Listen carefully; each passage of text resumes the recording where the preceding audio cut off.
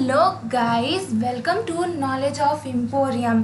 हम आज आपके लिए लेकर आए हैं चैप्टर रिकर्शन। ये चैप्टर रिकर्शन का पार्ट फर्स्ट है, जिसमें हम आज आपको रिकर्शन के बारे में पढ़ाएंगे। तो चलिए देखते हैं कि इस पूरी वीडियो में हम क्या क्या पढ़ते हैं। तो सबसे पहले हम बता देते हैं आपको इंट्रोडक्शन में कि हम इसके अंदर क्या क्या टॉपिक्स पढ़ने वाले हैं आज। तो सबसे पहले पढ़ेंगे हम लोग रिकर्शन के बारे में कि रिकर्शन क्या होता है वो समझेंगे। देन उसके बाद पढ़ेंगे directly recursive and indirectly recursive, ये दोनों पढ़ेंगे टॉपिक्स। देन न्यू टॉपिक्स आएगा आपका recursive function must have at least 2 cases. मतलब आप रिकर्सिव फंक्शन के अंदर आपके 2 केसेस आते हैं, जिसका नाम है recursive case and base case, ये दोनों आते हैं। तो हम ये दोनों भी डिस्कस करेंगे। देन नेक्स्ट टॉपिक है आपका आएगा इन्फिनिटी रिकर्शन अकर। इसके अंदर भी आप 2 टॉपिक पढ़ेंगे, जिसका पहला है base case not define and second है बेस केस नॉट रीच। ये दोनों केसेस आप इसमें पढ़ेंगे। देन लास्ट में आपको हम बताएंगे रिकर्शन का एक प्रोग्राम कि पूरे प्रोग्राम में आपका रिकर्शन का क्या यूज़ है, और ये भी बताएंगे कि उसमें आप लोग बेस केस और रिकर्सिव केस कैसे यूज़ करते हैं। तो चलिए बिना देर किए हुए अब स्टार्ट करते हैं हम। तो सबसे पहले पढ़ते हैं कि रिकर्शन क्या होता है। In a program code if a function call itself whether directly or indirectly it is known as recursion. मतलब कि आप कोई प्रोग्राम लिखते हैं तो वो प्रोग्राम फंक्शन कॉल जो होता है वो इटसेल्फ करता है, मतलब अपने से करता है। और वेदर मतलब कि वो फंक्शन को कॉल करेगा इटसेल्फ डायरेक्टली करेगा या तो फिर इनडायरेक्टली करेगा, लेकिन वो इटसेल्फ ही कॉल करेगा फंक्शन को। तो वो जो होता है उसे हम लोग रिकर्शन बोलते हैं। तो सेकेंड पॉइंट देखते हैं, function call itself is called recursive function. मतलब कि जो आपका फंक्शन कॉल होता है इटसेल्फ, उसको आप लोग क्या बोलते हो, रिकर्सिव फंक्शन। मतलब कि किसी भी कोड के अंदर जब आपका फंक्शन कॉल होगा इटसेल्फ तो उसको आप क्या बोलोगे, रिकर्सिव फंक्शन बोलोगे।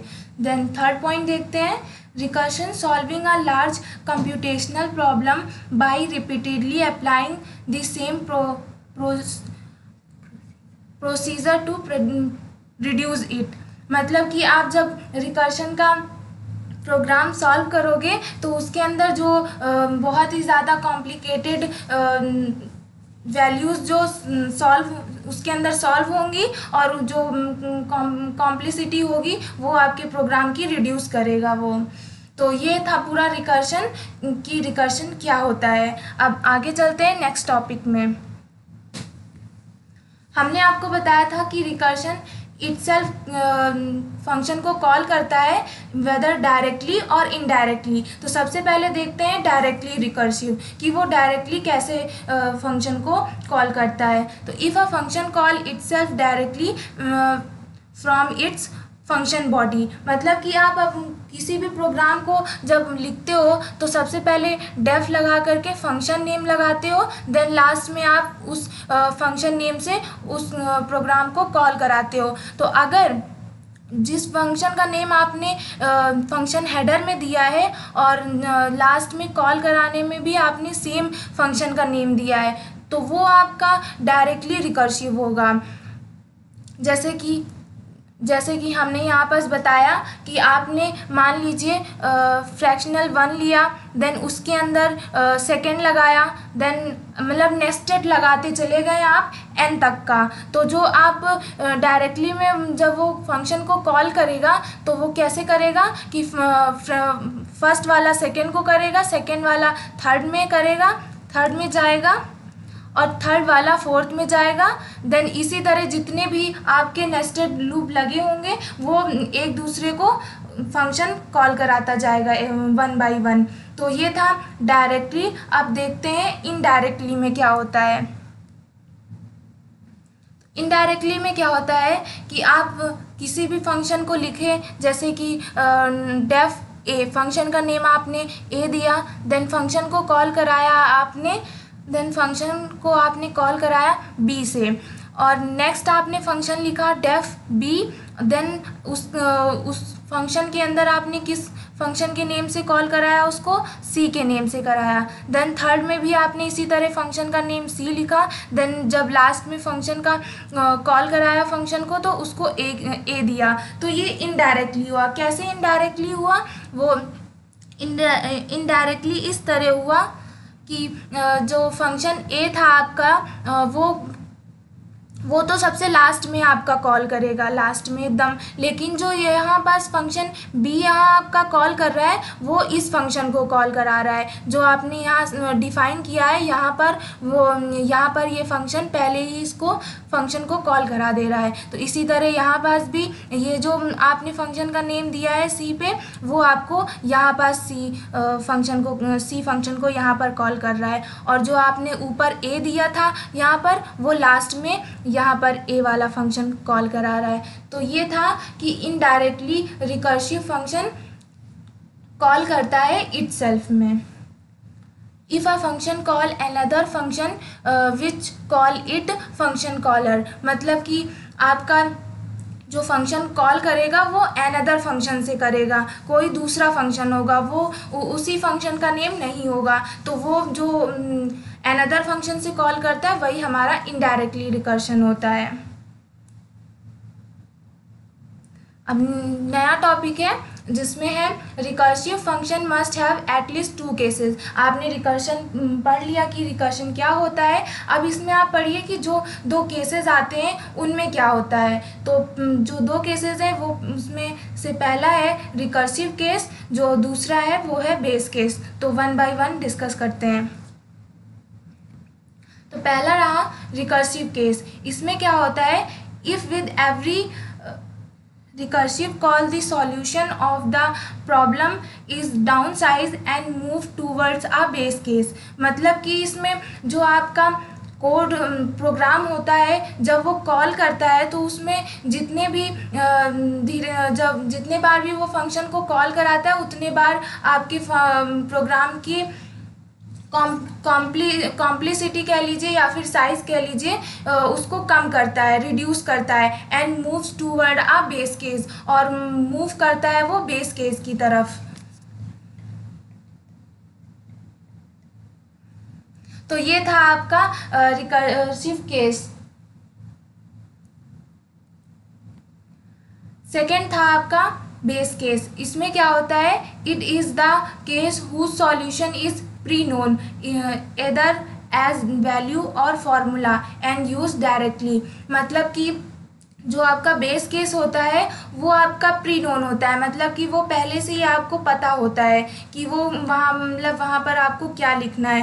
मतलब लाइक दैट ले लीजिए कि आप उसमें बेस केस में फॉर्मूला लिखते हैं या फिर आप उस वेरिएबल की कोई वैल्यू देते हैं, वहाँ पास डायरेक्टली देते हैं, इनडायरेक्टली नहीं डायरेक्टली आप लोग देते हैं। और बेस केस जो होता है ना वो हर प्रोग्राम में कंपलसरी होता है, ऑलवेज रिक्वायर्ड, मतलब कि आपको उस प्रोग्राम में लिखना ही रहता है बेस केस। और रिकर्सिव केस में ये है कि आप ज़रूरी नहीं है कि हर प्रोग्राम में उसे यूज़ करें, लेकिन बेस केस का होना कंपलसरी होता है आपका। नहीं तो अगर आप बेस केस नहीं यूज़ करेंगे तो आपका प्रोग्राम क्या होगा कि इन्फिनिटी तक अकर करेगा, मतलब कि आपका प्रोग्राम रुकेगा ही नहीं। आपकी मेमोरी में जितनी भी स्पेस होगी वो पूरा फिल करता चला जाएगा, आपका प्रोग्राम स्टॉप ही नहीं होगा। तो चलिए इसमें देख लेते हैं कि अगर आप लोग प्रोग्राम में बेस केस नहीं डालेंगे तो क्या होगा। इसमें 2 कंडीशन है इन्फिनिटी अकर की। अगर आप बेस केस डिफाइन नहीं करते हैं प्रोग्राम में, पहला ये है। एंड नेक्स्ट है कि बेस केस नॉट रीच्ड, मतलब कि आप अपने प्रोग्राम में बेस केस लिखते तो हैं बट वो एग्जीक्यूट नहीं हो पाता है, पाइथन ले नहीं पाता है बेस केस को। तो ये 2 कंडीशन है, पढ़ते हैं हम लोग कि क्या होता है। तो 1 बाय 1 देखते हैं।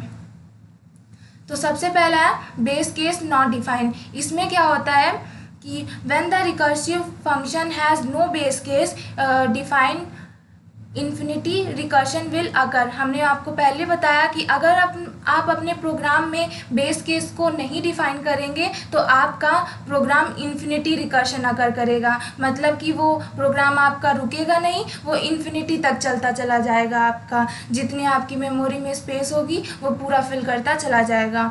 और सेकेंड था आपका बेस केस नॉट रीच, मतलब कि आपके पाइथन में वो आपने दिया तो है बट वो काम नहीं कर रहा है। कैसे? Something you have written the base case, आपने बेस केस उस प्रोग्राम में लिखा तो है but the condition to execute if it is never satisfied infinity recursion will occur, लेकिन वो कंडीशन आपकी एग्जीक्यूट नहीं हो रही है, इसलिए वो सेटिस्फाइड नहीं है। पाइथन जब वो आपका मेमोरी वो सेटिस्फाइड नहीं हो पा रहा है, तो इसीलिए वो आपके प्रोग्राम को क्या करेगा कि इन्फिनिटी रिकर्शन तक चलाएगा, मतलब कि आपका प्रोग्राम इन्फिनिटी तक चला जाएगा।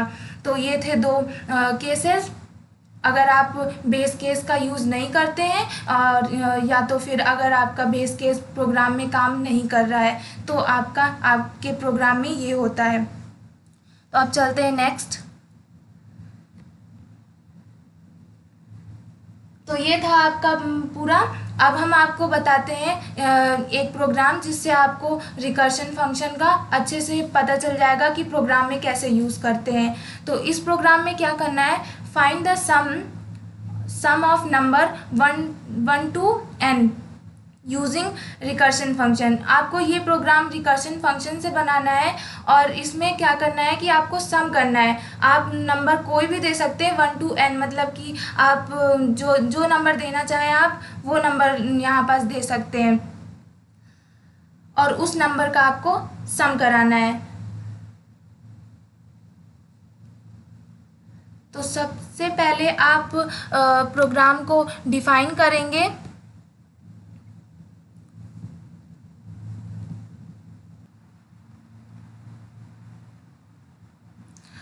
वो थोड़ा सा प्रोग्राम में फंक्शन हेडर गायब हो गया था तो हम इसे थोड़ा करेक्ट करने लगे थे। तो this is a right program. तो क्या हम बोले थे कि आप इसमें कोई भी फंक्शन मतलब कोई भी नंबर आप इनपुट देंगे यहाँ पास तो आपको उस नंबर का सम फाइंड होगा। कैसे फाइंड होगा हम ये बताते हैं आपको कि आपने मान लीजिए यहाँ पास आपने कोई भी वैल्यू ली, 1 सेकेंड बताते हैं। हाँ, जैसे आपने यहाँ पास इनपुट में मान लीजिए आपने दिया 5 वैल्यू इनपुट कराई, तो ये वैल्यू कहाँ पास जाएगी आपकी, यहाँ लास्ट में जाएगी और लास्ट में जा कर के ये सबसे ऊपर नम में वैल्यू जाएगी। फिर आपकी 5 जो आपने यहाँ पास इनपुट कराई वैल्यू 5, देन ये कंडीशन आकर के चेक करेगा कि नम में जो वैल्यू है वो क्या 1 के इक्वल है। तो हमने नम की तो वैल्यू 5 दे रखी है तो ऑब्वियसली ये कंडीशन आपकी फॉल्स हुई, तो 5 हमारा 1 के इक्वल नहीं होता, तो ये कंडीशन रॉन्ग हुई। तो ये इफ़ कंडीशन में जाएगा ही नहीं। तो जब ये इफ़ वाली कंडीशन आपकी रॉन्ग होती है तो आप लोग जानते हैं उसके बाद वो एल्स में जाता है। तो जब इफ़ वाली कंडीशन हमारी रॉन्ग हुई, एल्स में आया, तो एल्स के अंदर हमने रिटर्न क्या कराया है, नम प्लस सम के अंदर हमने लिखा है नम -1। तो नम की वैल्यू यहाँ पास हमने 5 दी है तो यहाँ पास 5 आ जाएगा। देन यहाँ पास हमने सम के अंदर नम में से 1 माइनस कर दिया तो हमने 5 - 1 हमारा यहाँ पास 4 हो जाएगा। तो ये प्रोग्राम तब तक रिपीट होगा जब तक आपका वैल्यू यहाँ पास नम की 1 के इक्वल नहीं आ जाती है। तो जब आपकी वैल्यू यहाँ नम की वैल्यू 1 हो जाएगी, रिटर्न कर देगा 1 के इक्वल हो जाएगी, तब आपकी वैल्यू लास्ट में रिटर्न कर देगा 1 और जितनी भी आपकी सम करके वैल्यू आएगी वो वैल्यू यहाँ पास आपको प्रिंट करके लास्ट में दे देगा। तो कुछ इस तरह से ये वर्क करेगा। अब हम आपको दिखा देते हैं एक बार पाइथन शेल में एग्जीक्यूट करके कि इसका आंसर कैसे आएगा। तो चलते हैं पाइथन शेल में। तो खोलते हैं प्रोग्राम हमने जहाँ लिखा था। तो आप देख सकते हैं ये हमारा प्रोग्राम वही है जो स्लाइड में लिखा हुआ था। अब हम इस प्रोग्राम को रन करेंगे और देखेंगे कि आंसर कितना आता है। तो देखिए इसमें इंटर करने के लिए नंबर मांग रहा है। हमने नंबर वहाँ पास 5 दिया था, तो नंबर हम 5 देंगे यहाँ पास। अब जब 5 देने के बाद एंटर करेंगे तो वो पूरा नंबर कहाँ से सम होके मिलेगा आपका, 1 प्लस करेगा, 1 + 2 + 3 + 4 + 5, आपका ये पूरा प्लस करेगा, देन जितना आएगा वो देगा आपको रिज़ल्ट। तो आपका जो पूरा सम आएगा आपका 15 आएगा। तो देखते हैं 15 आता है कि नहीं।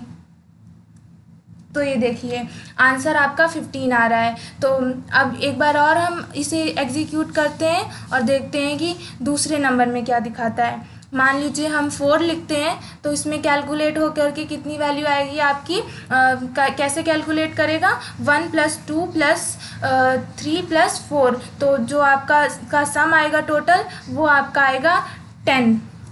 तो इंटर किया हमने, तो ये देखिए आपको रिज़ल्ट दिया उसने लास्ट में 10। तो ये आप इसमें कोई भी वैल्यू लिखेंगे तो आपका वो पूरा सम करके इसी तरह शो होगा। तो चलते हैं स्लाइड में अब। तो ये था पूरा प्रोग्राम, आपको समझ में आया होगा। अगर आपको नहीं समझ में आया है तो हमने यहाँ पर स्टेप लिख दिया है कि उसमें वो कैसे परफॉर्म कर रहा है। तो आप इसे एक बार अच्छे से प्रोग्राम देखिएगा, देन ये वाला स्टेप मैच कीजिएगा कि वो कैसे सम कर रहा है अंदर।